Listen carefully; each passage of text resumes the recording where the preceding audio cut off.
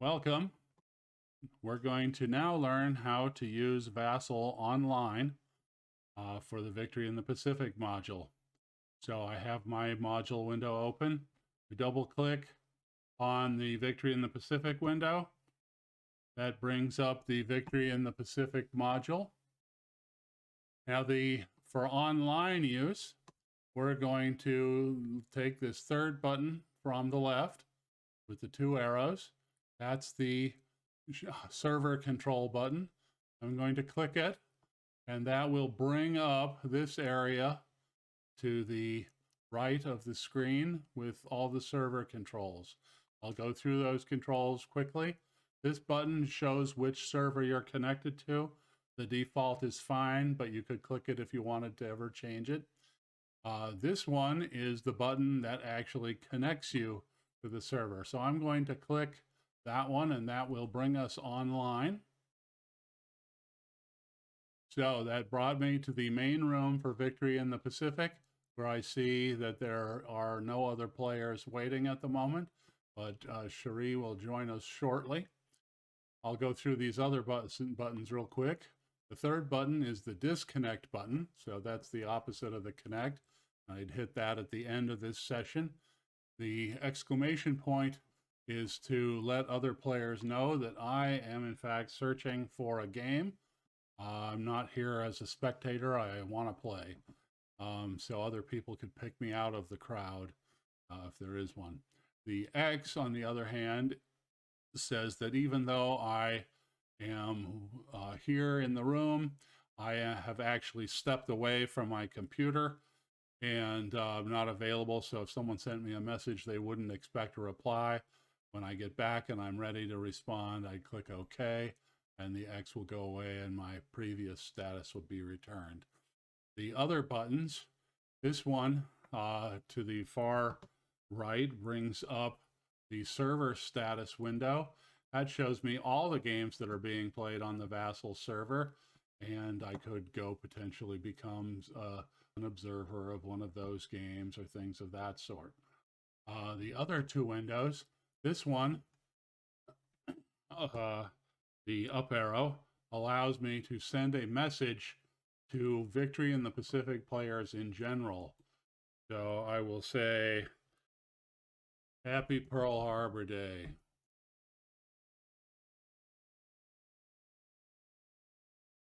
And I'll click send.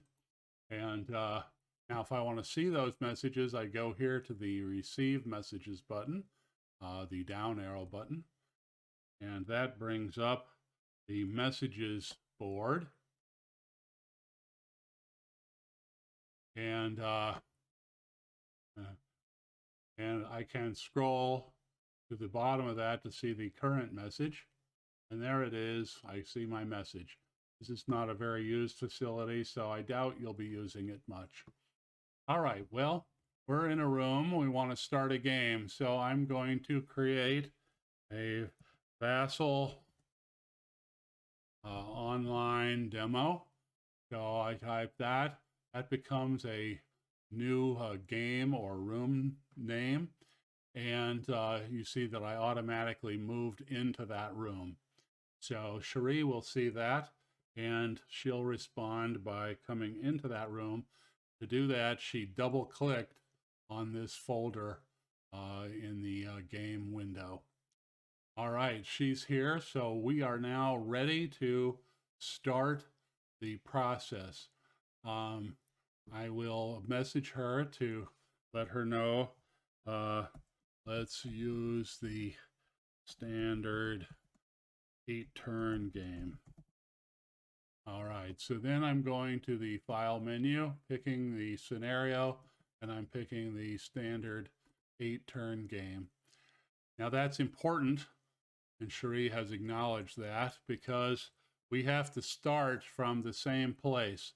Now we could do that by both loading the same game file if we're playing a longer game that we have been in for a while, or we could create a scenario file or any of those kinds of things,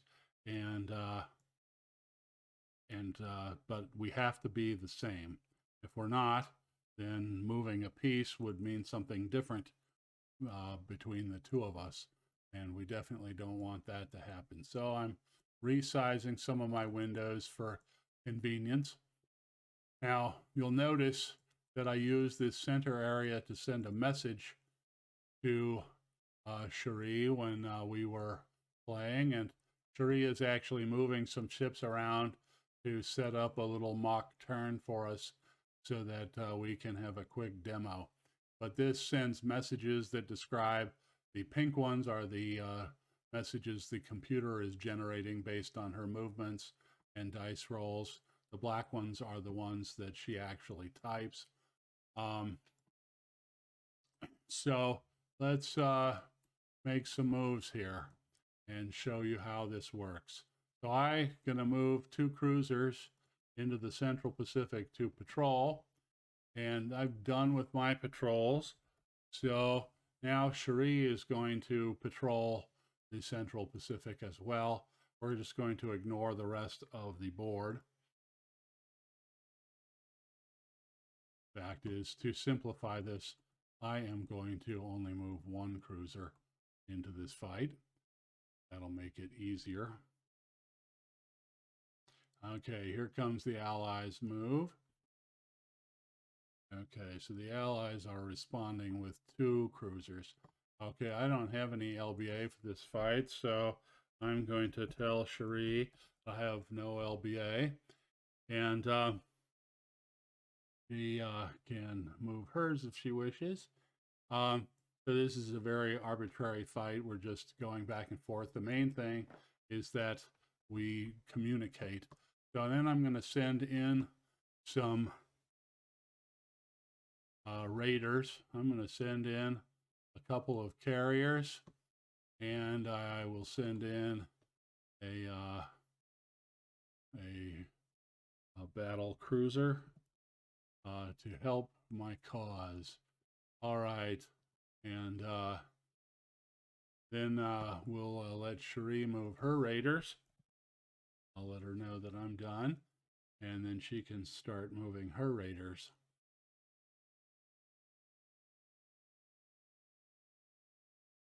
Okay, looks like a pretty tough fight, but with that kind of force against me, I had better ask for a day. So I'm going to signal that by putting a day marker out here, and Cherie will tell me what she thinks of that. And looks like she wants night. So then she'll go ahead and roll for the day-night resolution, see what happens. I might add during this pause that you can pause these videos anytime you want and play around with the system to get used to it. So Cherie's noted that we both have a +1 to our roll, but that she's going to be rolling the Japanese roll first. The Japanese roll is bigger, and we both have +1s. It's a 5 versus a 4. So it looks like that's going to be a day. So I'm going to split the stack of my carriers, double clicking on the stack, and then picking the item out that I want. All right, well, obviously the Yorktown is my #1 objective here, but I can't hope to win unless I shoot at that LBA. So I'm going to shoot at both of them. All right, I'll start at the top with hear you. Okay, that lets her know where I'm going. And I will roll the dice. 3 dice on the 7th Air Force. Okay, bad news for me. That's a miss. 3 4s. Just all right. So let's see if I can do better on the Yorktown. 3 dice from the Soryu. No better, but that's a disable result. So I will mark the Yorktown with a disable. All right, so that's it for my shooting. So I'll let her know I'm done, and then she can choose how she's going to shoot. And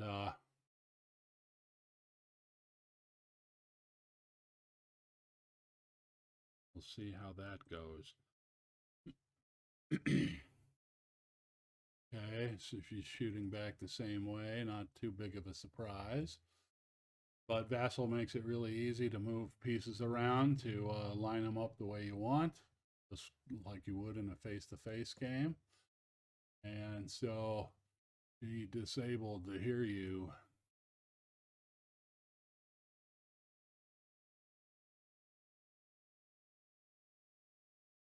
Now, I would recommend having a voice communication with your opponent, like a phone line or a Zoom call or a Discord server set up, so that you can just talk as you go back and forth. And that saves a lot of typing.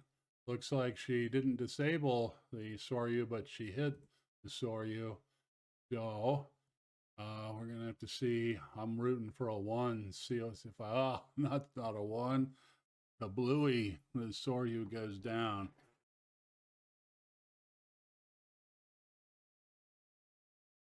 All right, the Japanese are in big trouble here. So I got to clean up my forces. So I'm going to hit Control X to delete that disabled marker. And then I'm going to flip the hear you over. And I'm going to drag her down to truck to base her. All right, the Soryu, not so lucky. I'm going to delete the sunk marker, flip her over, and then hit Control G to send her to the graveyard. Of course, you could use the right-click menus to do the same thing, but here's the graveyard window. We see the Soryu has moved into it. I'll leave that there in case some other ships get sunk. But Cherie's sending her forces away at this point. Oh, her forces are back to port. Well, she's got air and I don't. So I think I'm going to run, but I think I'm going to keep my ships together. So I'll send a message. I'll run in one group. And we'll see if Cherie wants to pursue me with her 2 cruisers. LBA can't pursue, of course. And the West Virginia is too slow. So we get away, and I'll go ahead and base those. So Congo will head back to truck, and the Kitakami will head also back to truck. And I'll clean up the marker there. That's the end of the battle. The U.S. prevailed handily. The Japanese are well on their way to defeat. So that's the end of that. I'm going to go ahead and disconnect from the server now by hitting the disconnect button. You'll notice all the active content of that window went away. Now, if we wanted to pick this game up in the future, it would be very crucial to save the game right at this point. And Cherie would also save the game right at this point, because if we make any changes to this map at all at this point, we would be out of sync, and we need to have the same map and be in sync at the start of our games. So that's what you need to play online. Good luck and have fun.